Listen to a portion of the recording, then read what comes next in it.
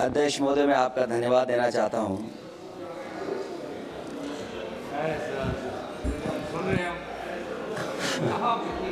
अध्यक्ष महोदय, मैं आपका धन्यवाद देना चाहता हूं। साथ ही साथ इस सदन में जो 75वें वर्ष पर संविधान की बहस शुरू हुई है, जहां सत्ता पक्ष से माननीय रक्षा मंत्री जी उन्होंने अपनी बात रखी। अभी कांग्रेस पार्टी की नवनिर्वाचित सांसद उन्होंने अपनी बात रखी। उसके बाद अध्यक्ष महोदय मुझे बोलने का मौका मिल रहा है। मैं सबसे पहले लाखों लाख लोग जो भारत देश की आज़ादी में जिन्होंने अपनी जान न्यौछावर कर दी, देश आज़ाद हुआ। आज़ादी के बाद बाबा साहब भीमराव अंबेडकर जी और तमाम हमारे वरिष्ठ लोगों ने इस संविधान को देने का काम किया। मैं उनको याद करने के साथ साथ जो आज 13 तारीख जिस दिन हम आप सदन में बैठे हैं, एक ऐसी घटना घटी थी, अगर उस समय सुरक्षा कर्मियों ने अपनी सूझबूझ के साथ, बहादुरी और साहस के साथ अगर उन आतंकवादियों को मुकाबला न किया होता तो हमारे देश के बहुत सारे महत्वपूर्ण नेता जो उस समय सदन में थे, न जाने क्या परिस्थिति बनती। मैं उन बहादुर जिनकी जान गई उनका याद करता हूं, वहीं श्रद्धांजलि भी देता हूं। मैं इस संविधान की चर्चा पे जहां खड़ा हुआ हूं, मैं बाबा भीमराव अंबेडकर जी उनको श्रद्धांजलि अर्पित करते हुए जिन्होंने संविधान को देने का काम किया। हमारा संविधान जो तैयार हुआ है, उनकी प्रबुद्ध दृष्टि का परिणाम है कि हमारे पास न्याय, स्वतंत्रता, समानता और बंधुत्व के सिद्धांतों पर आधारित एक महान संविधान हमें मिला है। भारत राज्यों का एक संघ है और हमें विविधता में एकता पर गर्व है। ये हमारा संविधान ही है जिसने भाषाई, क्षेत्रीय, धार्मिक और जातीय विविधता वाले हमारे देश को एक साथ रखा है। ये संविधान डॉक्टर अंबेडकर जी ने कहा था कि संविधान की सफलता इस पर निर्भर करेगी कि हम उसके अनुसार कैसे काम करते हैं। ये देखना है, विधायिका, कार्यपालिका और न्यायपालिका की जिम्मेदारी है कि इस महान देश का शासन हमारे संविधान में निहित उच्च सिद्धांतों के अनुसार चलाया जाए। डॉक्टर अंबेडकर ने कहा था, मैंने तो संविधान निर्माण का दायित्व बहिष्कृत वंचित वर्गों को अधिकार दिलाने के लिया है। ये वही संविधान है जो समय समय पर हमारा रक्षा कवच बनता है। अध्यक्ष महोदय, ये संविधान हमारी ढाल है, संविधान हमारी सुरक्षा है, संविधान हमें समय समय पर शक्ति देता है। संविधान ही देश की 90% शोषित, उपेक्षित, पीड़ित, वंचित जनता के अधिकारों का सच्चा संरक्षक है। ये संविधान ही हमारा बड़ा मददगार है। इसलिए ये हमारे जैसे लोग और देश के कमजोर लोगों के लिए और खासकर पीढ़ी के लिए संविधान की रक्षा जन्म मरण का विषय है। संविधान ही लोकतंत्र की प्राणवायु है और जहां बाबा साहब भीमराव अंबेडकर जी ने इतना शानदार अच्छा संविधान दिया, वहीं डॉक्टर अंबेडकर ने स्पष्ट कहा था, जो हमारे माननीय मंत्री जी ने भी सत्ता पक्ष से वो बात रखी और कहा था, संविधान कितना भी अच्छा हो, यदि उसे लागू करने वाले लोग अच्छे नहीं होंगे तो परिणाम अच्छे नहीं निकलेंगे। इसलिए अध्यक्ष महोदय, इस संविधान पर लगभग 75 वर्ष में के बाद भारत की संसद में फिर चर्चा हो रही है। मैं कई महत्वपूर्ण बिंदुओं पर अपनी बात को रखना चाहूंगा। अध्यक्ष महोदय, हमारे संविधान की प्रस्तावना संविधान का निचोड़ है। सरकार के उद्देश्यों और लक्ष्यों को स्पष्ट उल्लेख है प्रस्तावना में।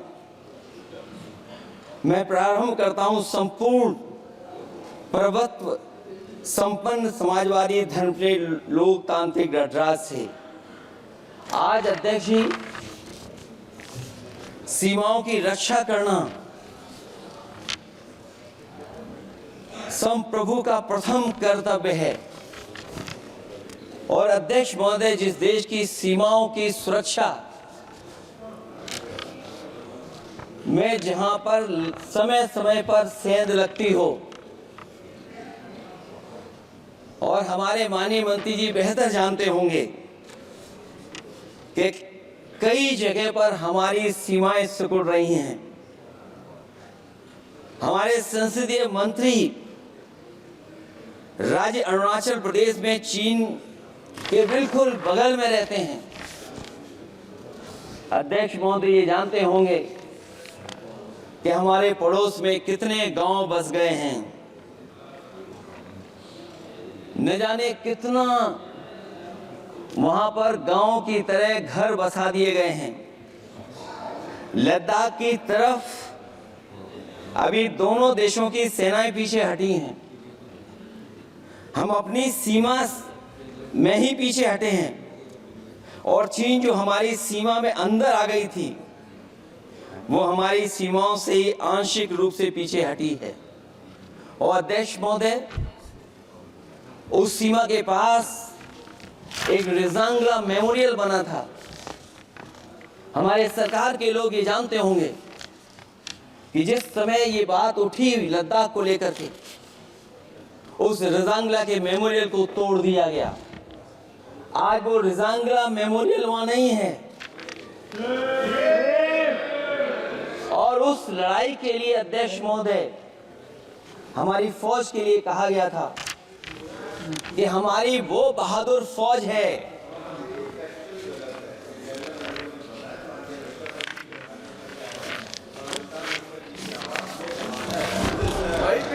अध्यक्ष महोदय, यही तो फर्क है। कहां पर था, कहां पर बना अब। और अध्यक्ष महोदय, मैं सरकार को बताना चाहता हूं, अध्यक्ष जी, मंत्री जानते होंगे, मंत्री जी, केवल 12 किलोमीटर सड़क बनी थी और पड़ोसी देश ने क्या क्या नहीं कहा गया। और वो समय आएगा जब हमें मानसरोवर और कैलाश पर्वत पे जाने के लिए भी वो देश हमें रोकने लगेगा। तो हमारी आज 75 साल बाद सीमाएं कितनी सुरक्षित हैं। क्या लद्दाख की वो फिंगर्स जहां पर हम पहले थे, क्या हमारी फौज वहीं खड़ी है कि नहीं खड़ी है? अगर आप रिजांगला मेमोरियल जानते होंगे तो लद्दाख की वो सीमाएं जो हमारे देश के अंदर थी, क्या हमारी सीमा वहां तक है कि नहीं है? आज नहीं है। ये देश समाजवादी गणराज्य बने। समाजवाद का सरल शब्दों में अर्थ है कि समता और संपन्नता हो। लेकिन देश में अध्यक्ष महोदय 2014 के बाद विषमता जिस तेजी के साथ बढ़ी है उसकी कल्पना भी नहीं की जा सकती है। 140 करोड़ में से 82 करोड़ सरकारी अन्न पर जिंदा हैं। अध्यक्ष महोदय, जो देश को ये कहते हो कि हम दुनिया की सबसे तेज रफ्तार पे चलने वाली अर्थव्यवस्था बनने जा रहे हैं। 3 पर पहुंच गए और ऊपर जाएंगे।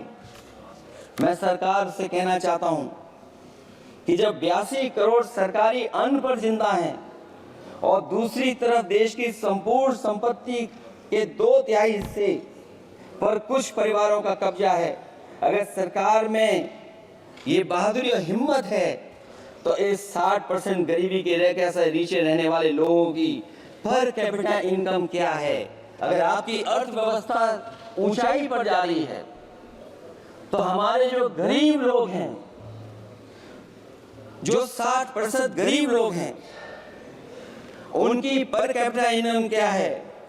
और जहां समय समय पर सरकार अपने आंकड़े देती है, कम से कम ये आंकड़े भी दे दे कि गरीबी रेखा पर जो नीचे रहने वाले लोग हैं उनकी पर कैपिटा इनकम क्या है। इससे स्पष्ट हो जाएगा कि 5% लोगों की पर कैपिटा इनकम क्या है। हमारा प्रेमली कहता है धर्म निरपेक्ष गणराज्य बने, राज्य की निगाह में सभी धर्म समान हैं। हमारा सेकुलरिज्म हमें रिलीजियस इक्वलिटी का रास्ता दिखाता है। यही न अर्थ इसका है। क्या इस पर सरकार अमल कर रही है? देश के 20 करोड़ से ज्यादा अल्पसंख्यकों के, विशेषकर मुसलमानों को दूसरे दर्जे का नागरिक बनाने का प्रयास चल रहा है। उन पर हो रहे अत्याचार प्रतिदिन बढ़ते जा रहे हैं। उनकी संपत्ति को लूटा जा रहा है, हत्याएं की जा रही हैं, घर तोड़े जा रहे हैं, उनके पूजा स्थलों पर कब्जा प्रशासन की मदद से किए जा रहे हैं। अगर ये धर्म निरपेक्षता तो धर्म शासित राज्य की क्या परिभाषा है? और हाल ही में हम लोगों ने अध्यक्ष महोदय उदाहरण देखा है कि किस तरीके से उत्तर प्रदेश में कई महत्वपूर्ण जगह पर इस तरह की घटनाएं जानबूझ करके की गई। मुझे याद है उस समय जिस समय उत्तर प्रदेश का इलेक्शन चल रहा था, बहुत से लोगों को वोट डालने का अधिकार जिनको था उनको अधिकार से रोका गया और जो लोग वोट डालने जा रहे थे उन्हें डराया धमकाया जा रहा था।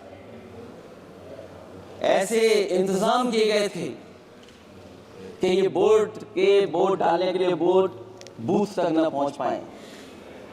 वो तस्वीरें अध्यक्ष महोदय न केवल हम लोगों ने देखी बल्कि पूरे देश और दुनिया ने देखी होंगी कि किस तरीके से उत्तर प्रदेश की सरकार के प्रशासन के इशारे पर एक पुलिस के अधिकारी ने महिलाओं को वोट से डालने से रोका और रिवॉल्वर दिखा करके कहा कि वोट डालने नहीं जाओ। मैं उन बहादुर महिलाओं को बधाई देना चाहता हूं कि उन्होंने परवाह नहीं की और उन्होंने कहा कि इससे कुछ जान जाने वाली नहीं, अगर जान भी जाएगी तो हम वोट डाल करके आएंगे। क्या यही लोकतांत्रिक गणराज्य है? सच्चे लोकतंत्र में जनता श्रद्धापूर्वक मतदान के माध्यम से अपनी सरकार चुनती है। क्या हम सही अर्थों में लोकतांत्रिक व्यवस्था में जी रहे हैं जहां सरकार मशीन और सरकारी मशीनरी के जरिए जहां चाहे अपनी सरकार बना लेती है, जनता के मत का कोई अर्थ नहीं रखे हैं, वह लोकतंत्र नहीं कहा जा सकता है। यह व्यवस्था जब तेजी से लोकतंत्र में तानाशाही की तरफ बढ़ रही है, हिटलर ने भी तो जनता द्वारा चुने जाने के बाद संविधान में संशोधन करके तानाशाही कायम कर दी थी। हमारी सरकार भी उसी के समांतर चलने का प्रयास कर रही है। प्रस्तावना में अध्यक्ष महोदय सामाजिक, आर्थिक और राजनीतिक न्याय दिलाने की बात है। अध्यक्ष महोदय, मैं जब सरकार की तरफ से माननीय मंत्री जी को सुन रहा था, उन्होंने जाति जनगणना को लेकर के कहा कि जाति जनगणना कराना चाहे तो करा लें। हम लोग तो उस पक्ष के इधर लोग हैं,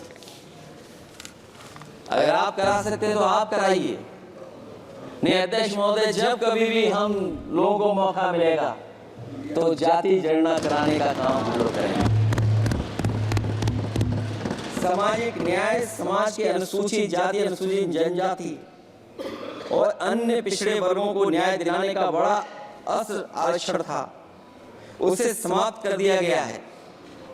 आउटसोर्सिंग और कॉन्ट्रैक्ट बेसिस पर थोड़ी बहुत नौकरियां जो दी जा रही हैं, उनमें दलितों और पिछड़ों का कोई आरक्षण नहीं है।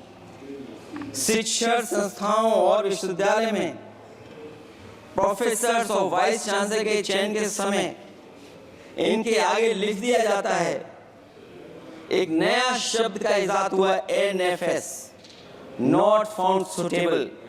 सरकारी उपक्रम भेज दिए, प्राइवेट उपक्रमों में कोई आरक्षण नहीं है। अध्यक्ष महोदय, शिक्षा मंत्री ये सूची जारी करें, और अगर ये बात कहीं भी गलत है तो शिक्षा मंत्री की सूची जारी कर दें। देश के सभी केंद्रीय विश्वविद्यालयों के वाइस चांसलर की ओर प्रोफेसर की एक, मैं तो कहूंगा अध्यक्ष महोदय कि शिक्षा मंत्री जी अगर ये सूची जारी कर दें कि जितनी भी सेंट्रल यूनिवर्सिटीज हैं और उनके माध्यम से जितने भी प्रोफेसर का अपॉइंटमेंट हुआ है, सब बात साफ हो जाएगी। आप केवल देश के 10% लोगों को ही ख्याल रख रहे हैं, बाकी 90% लोगों का आप ख्याल नहीं रख पा रहे हैं। और जाति जनगणना कभी जाति में भेदभाव नहीं बढ़ाएगा देश में। जाति जनगणना जातियों के बीच दूरियां कम करेगा और तमाम हमारे ऐसे समाज के लोग जिनको न्याय नहीं मिला, जिनको अधिकार नहीं मिला है, अध्यक्ष महोदय कम से कम जाति जनगणना के बाद उन्हें अधिकार और सम्मान दिलाने का काम भी हो सकेगा। इसलिए हम इसके पक्ष में हैं। आर्थिक न्याय के बगैर न सामाजिक न्याय मिल सकता और न राजनीतिक न्याय मिल सकता है। गरीबी का नाजायज लाभ उठाकर धन्ना सेठों की सरकार चुनाव में पैसा बांटकर राजनीतिक न्याय का भी अपहरण कर लेती है। कर्ज में डूबी बड़ी आबादी महाजन के दबाव में अपनी इच्छा के खिलाफ वोट देने को विवश हो जाती है। चुनाव में सत्ताधारी दलों द्वारा पैसे की भरमार के चलते कोई सामान्य कार्यकर्ता चुनाव नहीं लड़ पा रहा है। बड़े पैमाने पर धनवान चुनकर आ जाते हैं। पैसे के बल पर जब तक आर्थिक विषमता समाप्त नहीं होती, लोगों को राजनीतिक न्याय मिल नहीं सकेगा। प्रस्तावों में आगे जो लक्ष्य है, विचार, व्यक्ति विश्वास, पंथ और उपासना की स्वतंत्रता, अन्याय के खिलाफ विचार व्यक्त करने पर जेल, व्यक्ति की स्वतंत्रता का अर्थ है देशद्रोह। अगर भाजपा के मत के नहीं हैं, दूसरे धर्म के हैं तो प्रताड़ना के हकदार हैं। और अब तो उपासना करने पर भी दिक्कत है, क्योंकि हर मस्जिद के नीचे मंदिर खोजने वाले तत्व इस देश को शांति से रखना ही नहीं चाहते हैं। उन्हें कानून की कोई परवाह नहीं है। मैं इस मौके पर धन्यवाद देना चाहता हूँ सुप्रीम कोर्ट का कम से कम वो फैसला आया है जहां कुछ दिनों के लिए ये पाबंदी लगाई गई। व्यक्तियों की गरिमा और देश की एकता और अखंडता को सुनिश्चित करने वाली बंधुता, ये विभाजनकारी नीतियां संविधान की प्रस्तावना के उस उद्देश्य से जरा भी मेल नहीं खाती है। व्यक्ति की गरिमा लिंचिंग से धूल दूषित हो चुकी है। उद्योगपति सरकारी आतंक से परेशान हैं, हो करके अपनी पूंजी समेटकर देश छोड़ गए हैं और लगातार जा रहे हैं। अध्यक्ष महोदय, आजादी के बाद उद्योगपति कभी इतने भारत छोड़ करके नहीं गए होंगे, देश छोड़ के नहीं गए होंगे जितने इनकी सरकार में चले गए हैं। अगर व्यक्ति की गरिमा सुनिश्चित हो तो कोई व्यक्ति क्या अपनी मातृभूमि को छोड़ करके जा सकता है? सरकार इस पर आत्मचिंतन करे। अगर आपसी मतभेद पैदा करके एक दूसरे के प्रति अविश्वास पैदा किया जाएगा तो क्या देश की एकता और अखंडता के लिए एक अशुभ संकेत नहीं होगा?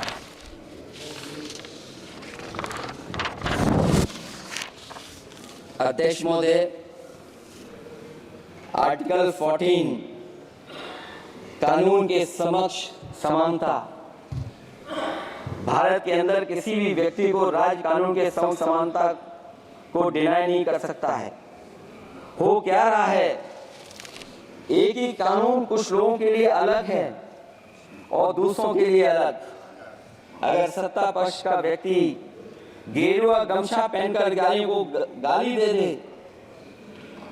तो जी हजूरी और दूसरा न्याय मांगने जाए तो उसे लाठी। क्या ये अनुच्छेद 14 का अनुपालन हो रहा है? अध्यक्ष महोदय, किसी भी व्यक्ति को उसके जीवन और दैहिक स्वतंत्रता से कानून सम्मत प्रक्रिया के बगैर वंचित नहीं किया जा सकता। ये सबसे महत्वपूर्ण मौलिक अधिकार है, लेकिन सबसे ज्यादा इसी का दुरुपयोग हो रहा है। फर्जी मुठभेड़ में हत्याएं, जेल के अंदर हत्याएं और पुलिस अपेक्षा में हत्याएं। आदमी कहीं भी सुरक्षित नहीं है। ईडी का तो ऐसा कानून बना दिया गया है कि बिना एफआईआर, बिना नोटिस किसी को भी बंद कर दो। लोकतंत्र फाजिल में बदल रहा है। और अध्यक्ष महोदय, क्योंकि उत्तर प्रदेश की चर्चा सत्ता पक्ष से भी हुई, जो हालात उत्तर प्रदेश में हैं, ऐसे हालात कभी किसी ने पहले नहीं देखे।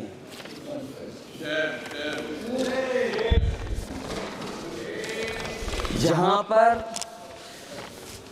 कानून की समय समय पर धज्जियां उड़ रही हैं। और अध्यक्ष महोदय, केवल एक घटना नहीं मैं कहना चाहता हूं, ऐसी तमाम घटनाएं हैं जिनके बारे में मैं कह सकता हूं।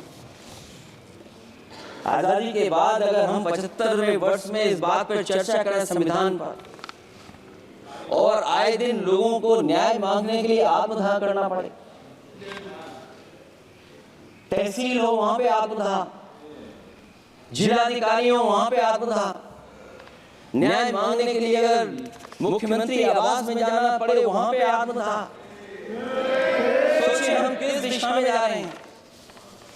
और अध्यक्ष महोदय, किसने नहीं देखा कि टीवी पे चलते हुए लोगों की जान ले ली गई? लाइव देखा है सबने। ये कहां का न्याय है? न केवल वो, बल्कि पता नहीं अध्यक्ष महोदय, हमारा प्रदेश कस्टोडियल डेथ में सबसे आगे जा रहा है, महिलाओं के उत्पीड़न में सबसे आगे जा रहा है। ये मैं नहीं कह रहा हूं, अध्यक्ष मोदी ये सरकार के आंकड़े बता रहे हैं। और न केवल इन चीजों में आगे जा रहा है, बल्कि आजकल जो नए जमाने का डिजिटल इंडिया है, अगर साइबर अपराधों में सबसे आगे कोई प्रदेश दिखाई दे रहा है तो वो उत्तर प्रदेश दिखाई दे रहा है। ये अलग बात है अध्यक्ष महोदय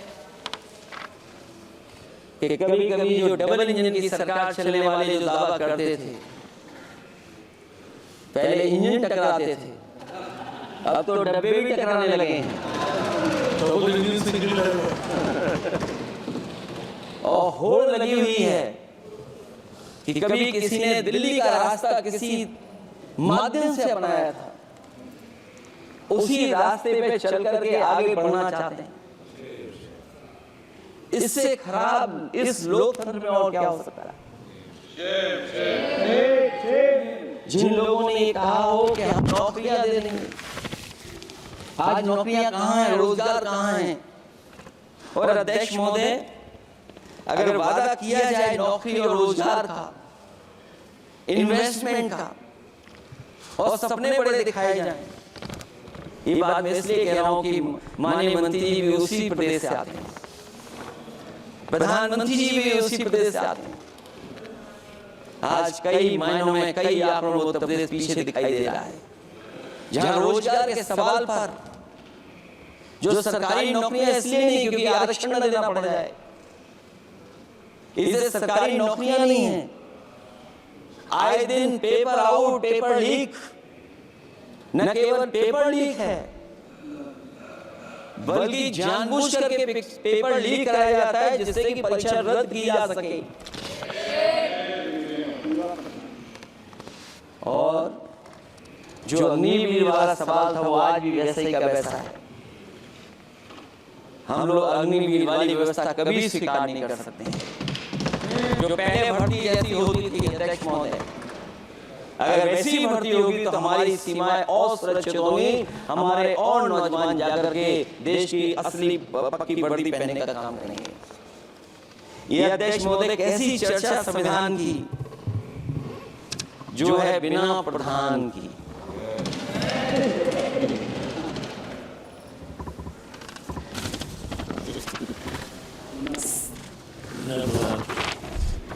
अध्यक्ष महोदय,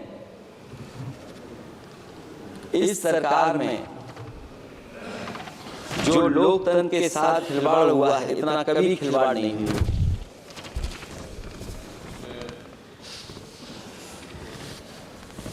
संविधान को परतंत्र बनाकर जो लोग राज करना चाहते हैं, उनके लिए आजादी का अमृतकाल सिर्फ एक जुमला है।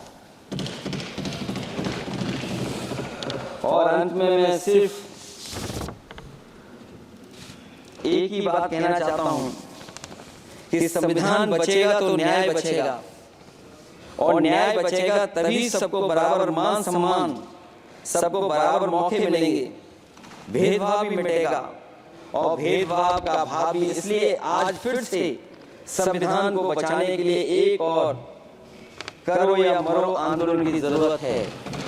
इससे अध्यक्ष महोदय, हम आपको भरोसा दिलाते हैं, पिछले चुनाव में भी बहुत सारे सत्ता पक्ष के माननीय लोग ये कहते थे कि हमें इतनी सीटें मिल जाएंगी तो हम संविधान बदल देंगे। अध्यक्ष महोदय, मैं आपके माध्यम से जनता का धन्यवाद देना चाहता हूं कि उन्होंने 400 पार के नारे को गिरा दिया और विपक्ष को इतनी ताकत दे दी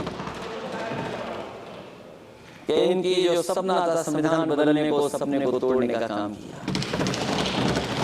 अध्यक्ष महोदय, बहुत सारे साथी इधर के ही उधर हैं,